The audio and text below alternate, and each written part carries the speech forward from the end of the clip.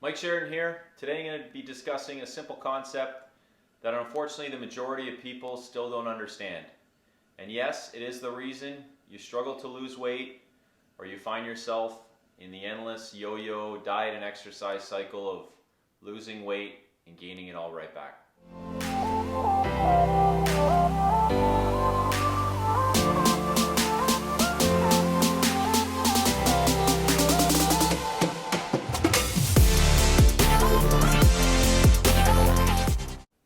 What you should be seeing right now is a chart showing daily energy expenditure, which is basically how much energy we're burning on any given day. And as you can see, there's a large proportion there, 70%, called your resting metabolic rate. And that's the concept that I want to discuss today. It's also known as your basal metabolic rate, BMR, RMR. These are other ways to describe it. But as you can see, it makes up for the largest chunk of how much energy we're burning on a daily basis. Unfortunately, what people tend to focus on is that top 5%, which is the exercise expenditure, thinking that they can just exercise more and eat less, and they're going to lose weight and keep it off. But unfortunately, what happens with that is when you don't eat enough or you exercise too much, you end up negatively affecting this other 95%. So first we talk about this resting metabolic rate, which is basically the energy that you're burning while sitting around. So if there are two people sitting on a couch and one has a higher resting metabolic rate, they're going to burn more energy while sitting on the couch. They're also going to burn more energy throughout the day and the day after and the day after that. Now this isn't something we're just blessed with a higher metabolic rate or a lower one. This is something that we can actually affect with how we eat, what we eat, how we decide to exercise, how we take care of ourselves. So there's two main ways to positively affect this resting metabolic rate, which I'm going to get into a little bit later. But first I want to talk about how choosing to eat less calories or just eat less food in general or try to exercise more is going to negatively affect this whole process and negatively affect your energy expenditure on a daily basis.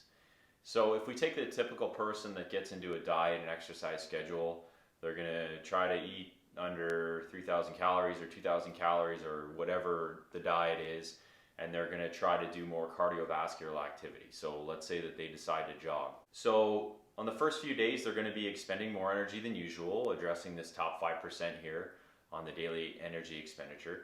And then they're going to have lower input, so they're going to be at a deficit, which is going to encourage weight loss. But over time, all that really does is negatively affect the other 95%.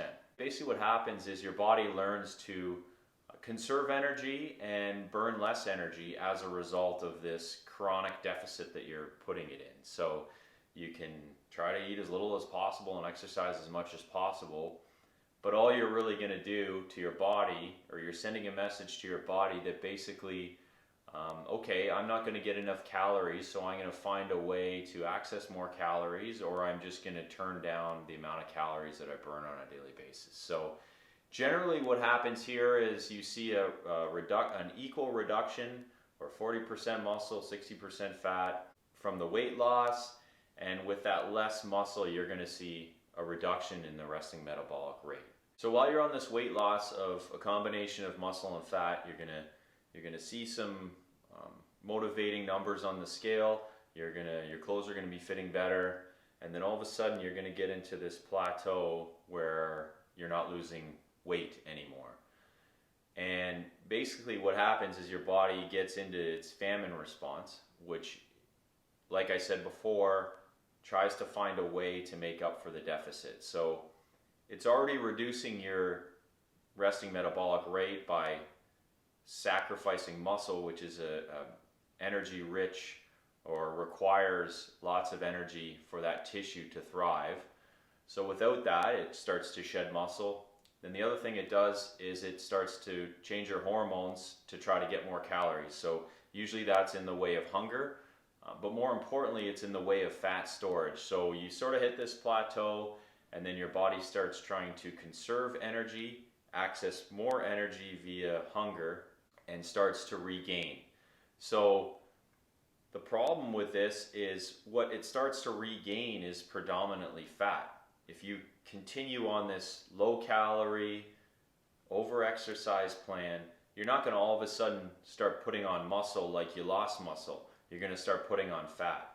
So fast forward and you're left with the similar weight that you were before, or maybe heavier, but now you have a horrible composition of fat to muscle.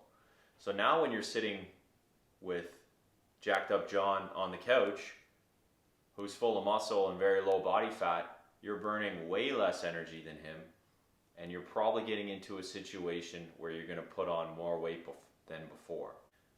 So that's the famine response that your body gets into when it's in a caloric deficit.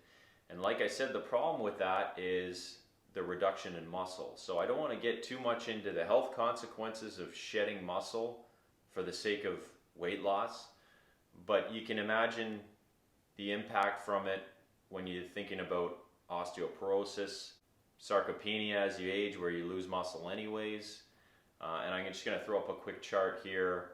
A study from Tufts University back in the day shows that strengthened muscle is a great predictor of longevity.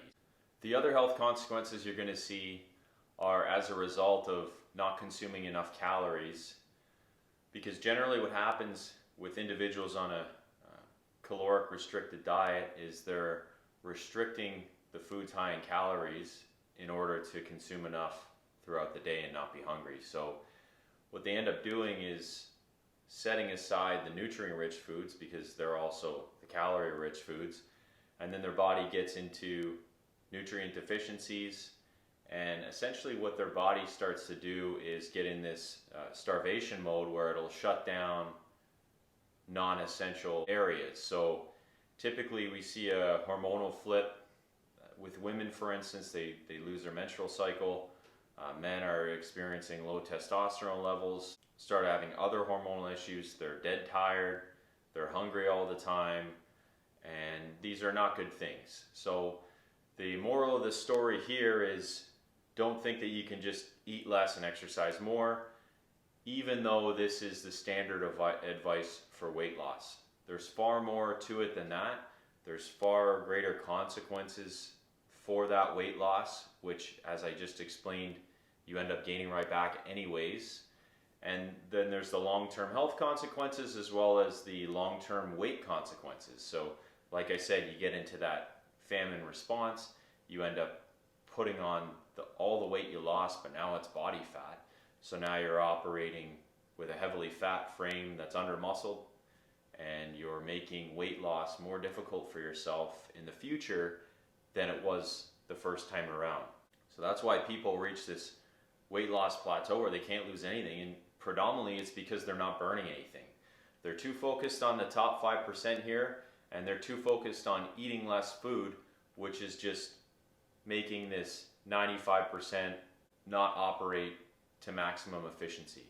So the good news is there is a solution for this, and if you have done it wrong in the past, you can still do it right now, but it takes wrapping your head around the idea that this resting metabolic rate and this daily energy expenditure is more important than trying to eat less calories and trying to exercise to burn calories. So there's two primary areas that are going to make this whole thing work better than it's worked for you in the past, and it's how you're going to get a optimally muscled physique that burns a maximum amount of energy, and you'll find that you actually don't have to exercise that much, and you can eat a lot more than you used to and maintain a lean physique. So the two areas that I want to talk about are first, eating enough protein, and second, doing resistance training as your form of exercise. So like I said, the burning calories, trying to burn calories, trying to do the elliptical, trying to do cardio, trying to jog, trying to do all these things, it doesn't matter. Your body adjusts to your caloric deficit by eating more. Lots of people just end up jogging more, but then they just end up eating to make up for the calories they burned when jogging. And if they can manage to withstand the hunger for some time, they're either going to experience the consequences of being calorically deprived being muscle deprived, or they're going to gain it right back, get frustrated, and either not try again or try again and do the exact same yo-yo diet, yo-yo exercise cycle. So by focusing on resistance training, you're feeding the one thing that's going to make this metabolic rate skyrocket, and that's muscle. So when you go to exercise to build muscle, you're not in there to burn anything. You don't even have to be out of breath. You're there to build muscle because muscle makes you burn more energy at rest. The second thing you're going to do is eat enough protein. So protein actually affects not only the resting metabolic rate, but also the thermic effect of food, which is a good 10 to 15% here of the daily energy expenditure. So with respect to the resting metabolic rate portion, your body is going to burn more energy when it has more muscle, and protein is a macronutrient that feeds muscle. Protein is also the macronutrient that's going to really skyrocket this thermic effect of food because it requires more energy for your body to break down protein than it does to break down the other macronutrients. I'm going to throw up a quick study on the screen now that showed individuals swapping a high carb meal for a high protein meal were able to increase their metabolism by 100% for 2.5 hours after eating. So protein takes energy to break down, it takes time to break down, not only keeping you full between meals until your next meal and controlling hunger, but also helping address your daily energy expenditure. So those two things alone are the best way to help this 95%, help your resting metabolic rate or your basal metabolic rate, and not worry about this little 5% of exercise expenditure or focusing on trying to eat less food. Animal protein and resistance training, even if it's body weight resistance training to start, work your way to some weights, gymnastics exercises are fine. Something that's helping your body maintain and gain muscle so you're burning more energy at rest. There's other things you can do as well, but these two primary areas should be your focus and your priority. So if you're sick of the weight loss struggle, if you're sick of the yo-yo dieting, if you feel like you eat nothing but you're gaining weight, if you feel like you're exercising like crazy and not losing weight, chances are it's because you haven't taken the time to learn about how your daily energy expenditure is calculated and how your resting metabolic rate is the biggest proportion of that daily energy expenditure. What you'll find with this is when you do elevate your resting metabolic rate, you can get away with a little more indulgence. You can get away with a little less exercise. And that makes the whole process more sustainable, which is half the problem with the weight loss cycle. It's not sustainable. You gain it back, you lose your muscle, you gain back more fat, and you make the whole thing more difficult than it needs to be. So the take-home messages are: eat enough protein, specifically animal protein.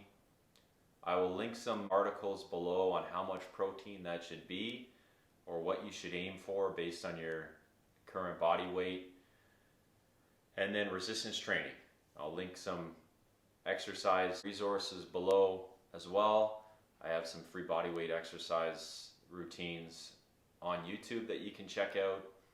And I'll also link my book, the first one, Eat, Meat, and Stop Jogging, which talks about misconceptions on diet and exercise.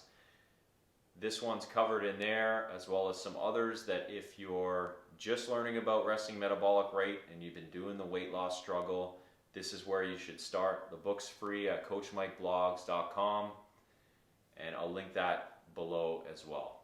Thanks for watching.